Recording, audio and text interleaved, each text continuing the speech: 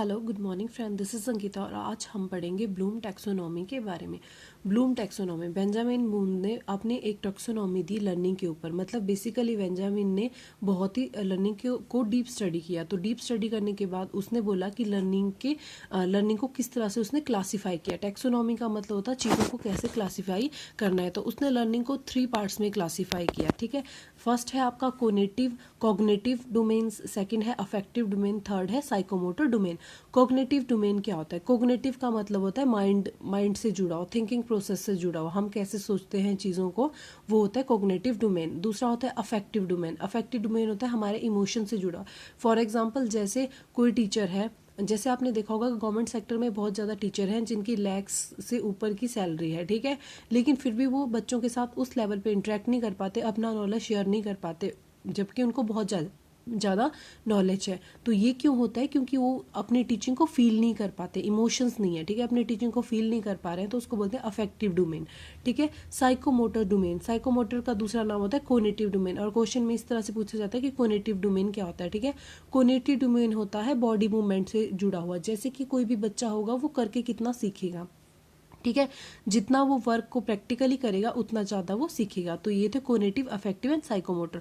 अब conative domain को 6 part में अगेन डिफ्रेंशिएट किया हुआ है, अफेक्टिव को 5 एंड साइकोमोटर को 6 पार्ट में। लेकिन जो इन दोनों में से क्वेश्चन नहीं आता, कोनेटिव डोमेन के 6 पार्ट में से बहुत ज़्यादा क्वेश्चन पूछे जाते हैं। ठीक है, तो नेक्स्ट हम पढ़ते हैं कोग्निटिव डोमेन्स के लेवल। इसको 6 पार्ट में डिवाइड किया गया, एक तो लोअर लेवल और दूसरा हायर लेवल।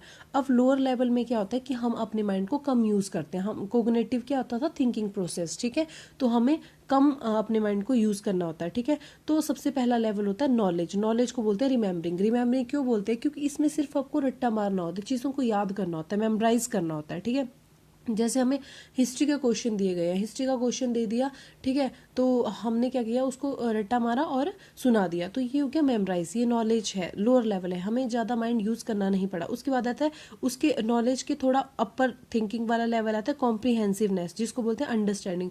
अब जैसे आप कोई क्वेश्चन ऐसा होता है जिसको आप पढ़ते हो, ठीक है, लेकिन आपके मेन पॉइंट्स पढ़ते हो, हेडिंग पढ़ते हो, और उसकी जो डीप एक्सप्लेनेशन है वो आप खुद लिखते हो, जैसे बोलते हैं ना अपने शब्दों में हम लिखते हैं। ठीक है, तो उसको बोलते हैं अंडरस्टैंडिंग, क्योंकि आपको उसके फैक्ट्स पता है तो आप उसको अंडरस्टैंड कर रहे हो और आपने उसको अपने शब्दों में लिखा, तो उसको बोलते हैं कॉम्प्रीहेंसिवनेस या अंडरस्टैंडिंग। ठीक है, और उससे भी अपर लेवल पे आ गया फिर एप्लीकेशंस। ठीक है, ये लोअर टू हायर लेवल की तरफ चलते हैं। ठीक है, एप्लीकेशन का मतलब होता है आपने जो चीज़ सीखी उसको डेली लाइफ में कैसे अप्लाई किया। ठीक है, फिर आता है हायर लेवल। हायर लेवल में आता है एनालिसिस। अब एनालिसिस का मतलब क्या होता है? एनालिसिस का मतलब होता है एनालाइज करना, चीज़ों को छोटे छोटे पार्ट्स में तोड़ना, फिर उसको एनालाइज करना, देखना उसमें क्या डिफरेंस है। ठीक है, जैसे मैं बोलती हूँ वाइगोत्स्की और पियाजे की थ्योरी में डिफरेंस बताओ, तो आप क्या करेंगे?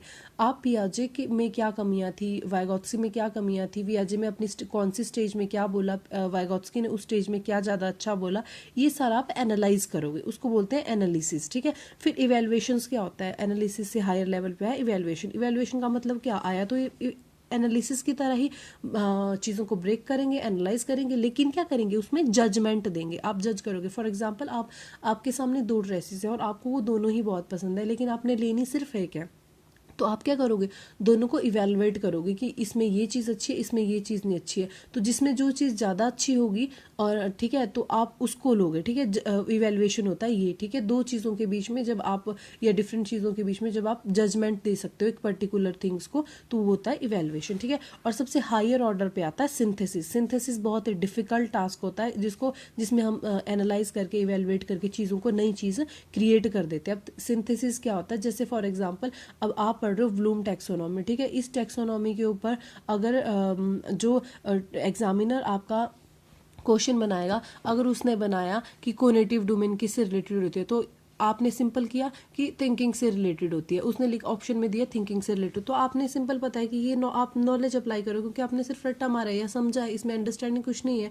ठीक है, फिर अगर आपको बोला गया कोनेटिव डोमेन के बारे में डिटेल में लिखो, तो आप क्या करोगे? फिर कॉम्प्रीहेंशननेस करोगे, मतलब आप लिख पा रहे हो उस चीज़ के बारे में। ठीक है, अंडरस्टैंड किया आपने, आपको पता है कि थिंकिंग से रिलेटेड है, तो आप सारा लिख दोगे कि ऐसे ऐसे ह्यूमन माइंड वर्क करता है और थिंकिंग ये होती है, तो वो अंडरस्टैंडिंग होगी। ठीक है, फिर आप अगर ब्लूम टैक्सोनॉमी समझ के आप कुछ डेली लाइफ में इस चीज़ को अप्लाई कर रहे हो, तो वो हो गया एप्लीकेशंस, ठीक है। अब सिंथेसिस की मैं बात कर रही थी। सिंथेसिस का मतलब है एग्जामिनर इसके ऊपर क्वेश्चन डिज़ाइन करेगा, तो वो हर एक लेवल पे क्वेश्चन डिज़ाइन कर सकता है, कोग्निटिव पे भी, अफेक्टिव पे भी और साइकोमोटर के भी, और वो सारी चीज़ों को एनालाइज करके एक डिफिकल्ट क्वेश्चन को क्रिएट करेगा। तभी तो सिंथेसिस लेवल को हायर लेवल ऑफ थिंकिंग बोला गया है या ब्लूम टैक्सोनॉमी बोला है। क्यों? क्योंकि यहाँ पे बहुत ही माइंड यूज़ होता है, ठीक है। सारी चीज़ों को एनालाइज करके हम एक नई चीज़ को डिज़ाइन करते हैं।